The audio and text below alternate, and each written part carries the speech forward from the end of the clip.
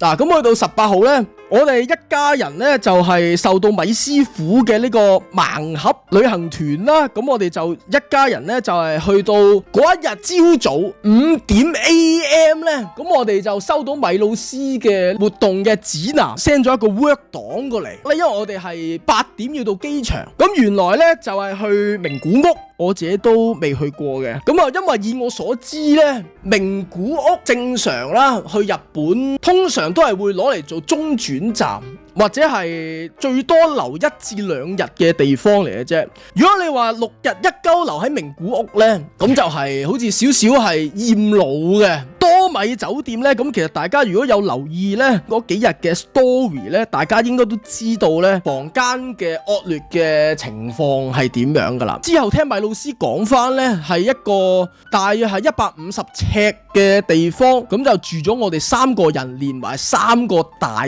篋，再加埋有軍訓袋啦，一個背囊啦，同埋2個嘅斜孭袋，大約咧每人係可以佔到50平方米左右啦。跟住我就揾咗一間喺名古屋市最近呢個市中心附近係好繁榮，乜撚都有嘅溫泉酒店，仲要佢係有露天風呂嘅，真係正宗溫泉嘅區嘅溫泉酒店。仲係啊，佢係標榜喺市區嘅溫泉酒店係擁有天然溫泉，仲要係露天風呂嚟嘅。OK， 本身呢間都好撚敷啦，book 唔鳩到噶啦，我喺 Agoda 咧係 book 唔到噶啦，呢間已經我轉撚咗幾個嗰啲第三方平台先至 book 到，我可以做嘅我已經做撚晒啦，因為佢 book 到嗰啲房型咧，基本上係冇撚晒噶啦，得翻一兩間嗰啲叫做雙人房，跟住咧我就撳2個大人1個小朋友，佢又俾喎，有啲佢係唔撚俾同一個 size 嘅房，佢淨係話可以入住2個大人嘅啫，跟住我知道出地事，因為我都識睇嗰啲 size 嗰啲尺寸噶嘛，你入嗰度21M 度啦，15平方米嘅咋，佢嗰度係15平方米嘅咋，屌我睇啦，然之後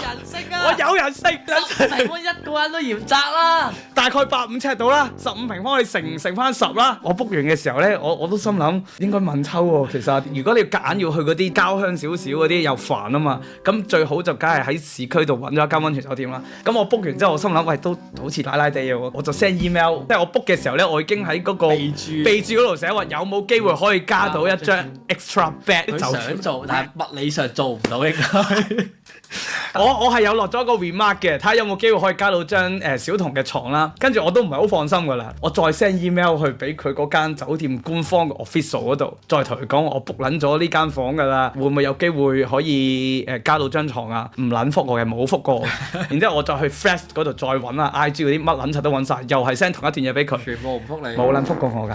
我要做嘅嘢我已經做撚晒㗎。佢啦，我只能夠講希望佢哋一家3口係親密少少啦，喺呢個旅程裏邊你親密少少，因為我都有諗過，喂，如果你雙人床唔得，去到可唔可以轉twin bed 2張床，起碼可以床嗰一張，跟住釘姐華姐一張，咁就舒服啲嘛。去到都冇得轉，因為我有同釘姐講，我知道你間房一定係閪冧㗎啦，但係你去到睇下有冇機會可以轉到啦，同前台講。但係我前台話轉唔鳩到，佢咁多日啦，都係住呢間。係啊。冇房㗎啦，屌你！我有諗過俾佢喺度住2-3日，跟住去住真係好撚正嘅溫泉酒店啊！但係發覺唔撚得啊！一來屌你個老母，你真係黐撚線啊！我屌！我已經盡撚咗力㗎啦，屌！米師傅今日已經實地測試，但係大家有冇諗過？米老師係一個中童嘅 size， 我同釘姐係一個成年人 size， 再加埋娜娜本身都係算高大隻。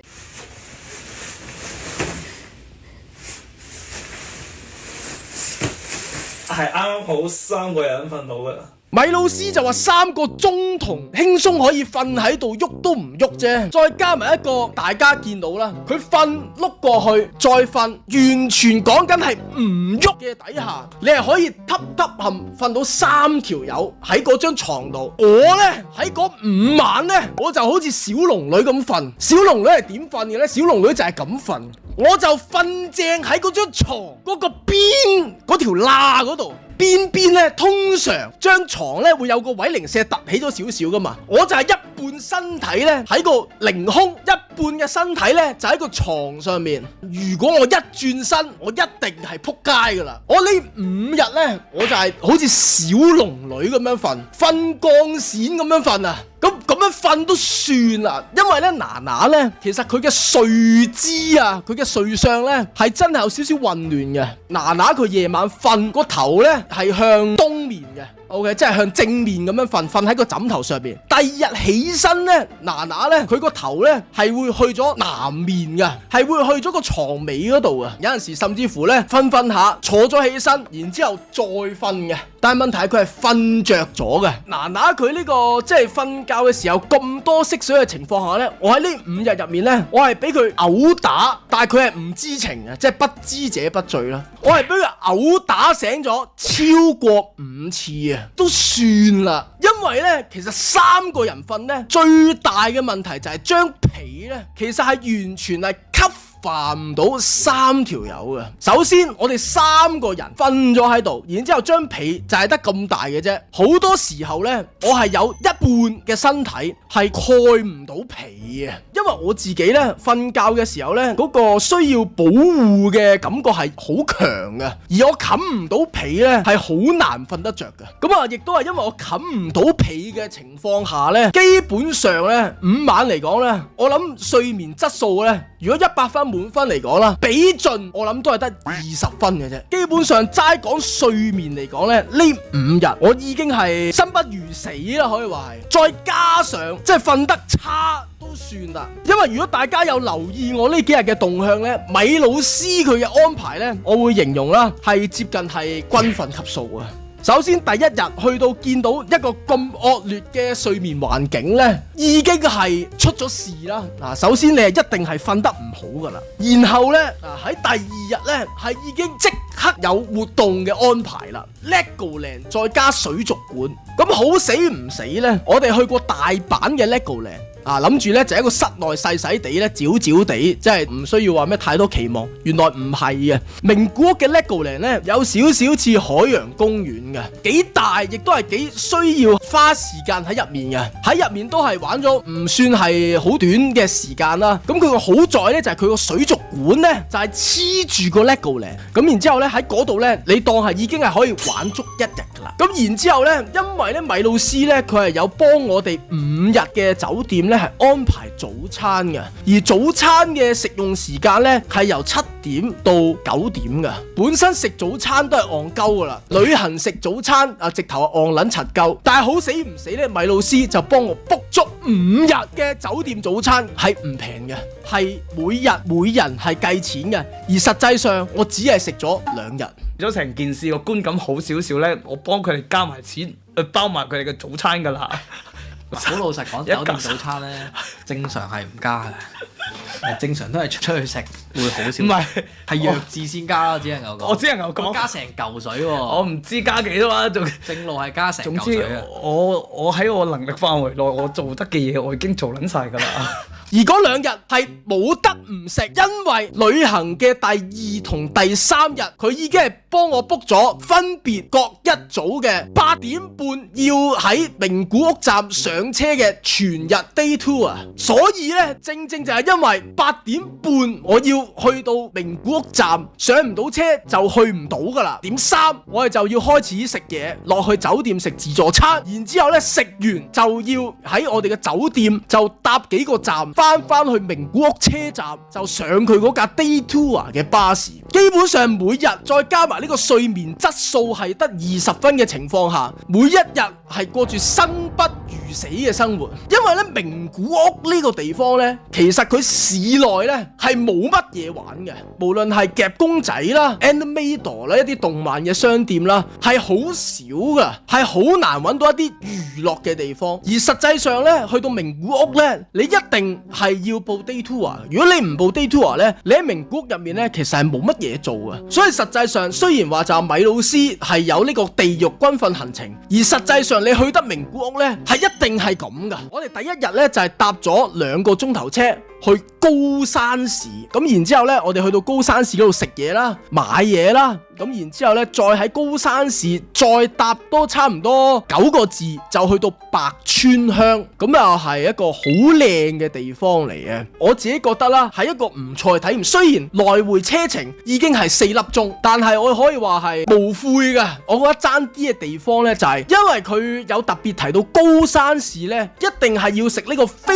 鰓和牛。我唔知道大家有冇聽過？佢就話你去到高山市，你可以乜撚嘢都唔食，但係你一定要食飛鰓和牛。我去到見到有飛鰓和牛啦，撲街，我笑撚咗。原來呢，佢就係一塊牛啦，咁佢呢就咁燒個表面嘅啫。我就一鳩買咗3嚿，佢老味飛鰓和牛勁撚柒貴，50蚊一嚿，我一鳩買咗3嚿。咁然之後呢，佢哋咬第一啖，因為佢係一個半生嘅牛肉，佢哋完全食唔到。咁到最後呢，我就一條友食撚咗3嚿飛鰓和牛，因為佢係半生熟噶嘛。佢老母我食完咗3嚿之後，我屙足3日都算啦。其實好老實講，係唔好食嘅，根本呢個乜撚嘢飛鰓和牛就 overrated，唔撚好食。咩啊？飛陀冇尾飛陀啊，亞視和牛。咁啊，跟住呢，就去到白川鄉啦。白川鄉應該都係娜姐呢去到呢個旅程嘅第3日呢，首次呢就係露出笑容嘅一刻，因為娜姐係喺白川鄉第一次見到雪，佢就玩雪就玩到好開心。咁同一時間呢，就係同娜姐呢喺嗰個白川鄉呢打咗個雪仗。喺呢個名古屋呢，佢有特別 remark 3樣名古屋必食，就係鰻魚飯，唔知咩手乳雞翼、柿腸豬扒。我同大家講，柿腸豬扒戇鳩厭老。首先100蚊一 set 食個炸豬扒飯，完全係唔撚好食嘅，傻閪先食。首先佢係一間豬扒專門店，唔知點解啊，間間都係排到戇柒，咁都算啦。排到入去，佢啲豬扒呢係大份嘅，多肉炸皮薄，勁撚難食。3條友去嗌一份得啦，我寧願食翻香港嗰啲炸皮厚肉少嗰啲仲撚好食。佢嗰份厚個肉厚撚到戇鳩，好似咬緊擦紙膠咁樣樣，咬極都咬唔撚完，勁撚難食。講真。厭老最好食呢，真係3吃鰻魚飯。基本上柿腸豬扒可以唔食，唔係你都要食嘅，因為始終話必食啊嘛。咁你幾條友去叫一份得啦，跟住呢，手乳雞翼呢都係試一試得噶啦，普通到戇鳩。但係鰻魚3吃係我呢幾日以嚟食過最撚好食，但係鰻魚3吃呢，其實都係少少戇鳩啊，因為呢，佢有加華沙比加葱啦。齋食啦，同埋佢有一個係撈湯食，因為撈湯食係唔好食噶。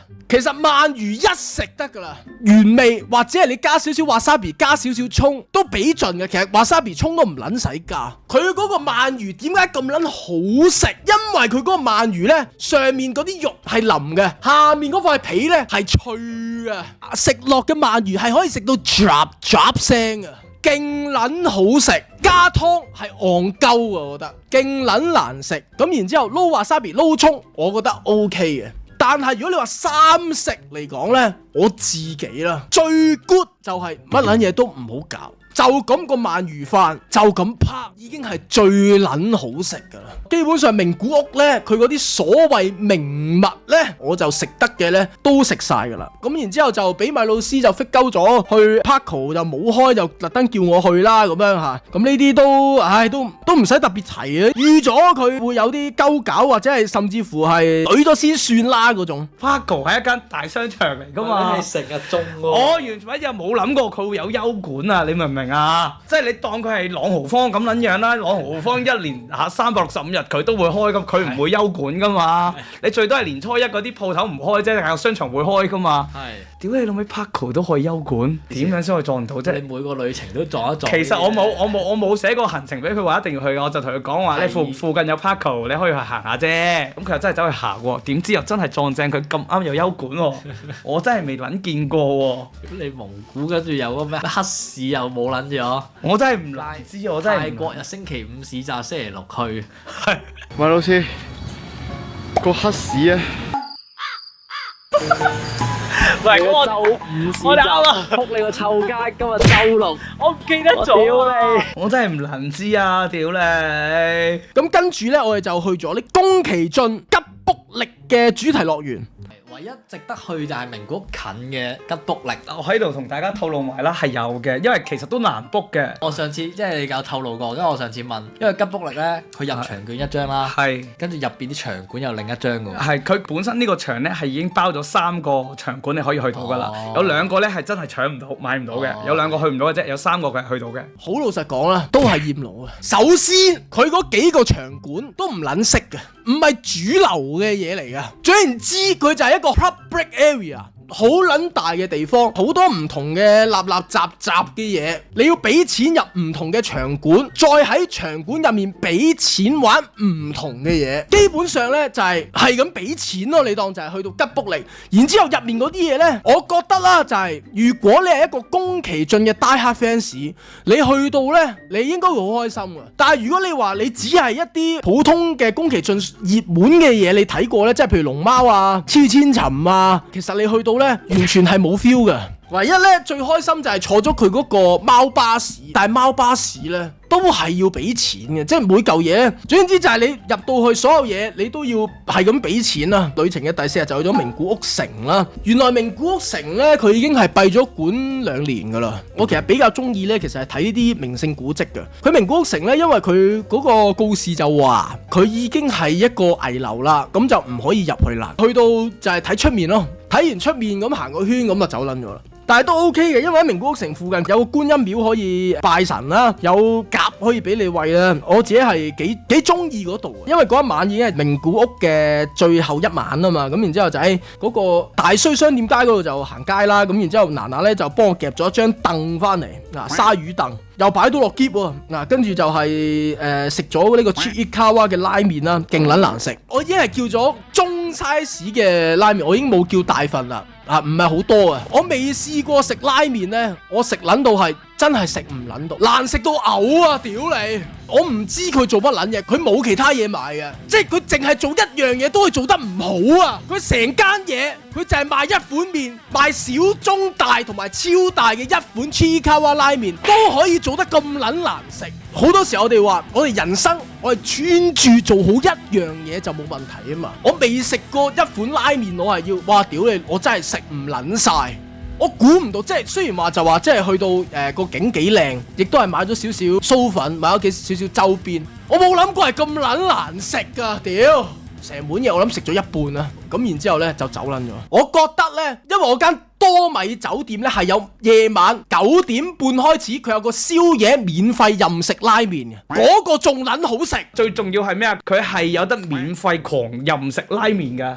間酒店我唔知咁撚正啊！我唔知佢哋覺得呢個任食拉麵係咪一個賣點？開3餐食拉麵咯咁，屌你！唔好講咁多，娜娜翻嚟復卓米老師未？冇話咩特別復卓嘅，其實娜娜喺成個旅程入面啦，係幾開心嘅。即係就算你話張床好逼，其實某程度上佢係幾 enjoy 嘅。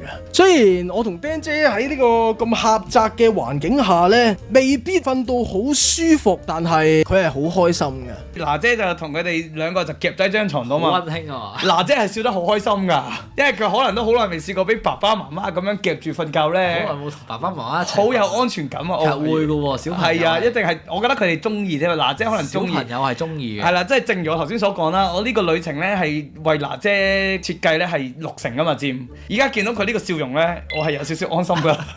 咁而實際上成個行程，即係雖然嗰個瞓覺上嘅安排係未如理想啦，但係米老師成個行程對我嚟講啦，我係幾滿意嘅。即係雖然食嘢嗰啲，因為佢都係講翻有啲咩名物啫，好唔好食呢？佢都未去過蒙古屋，佢都未食過嘅。因為我食完，我同大家講係唔係話咁好食，大家自己諗啦。I've got a perfect puzzle for you.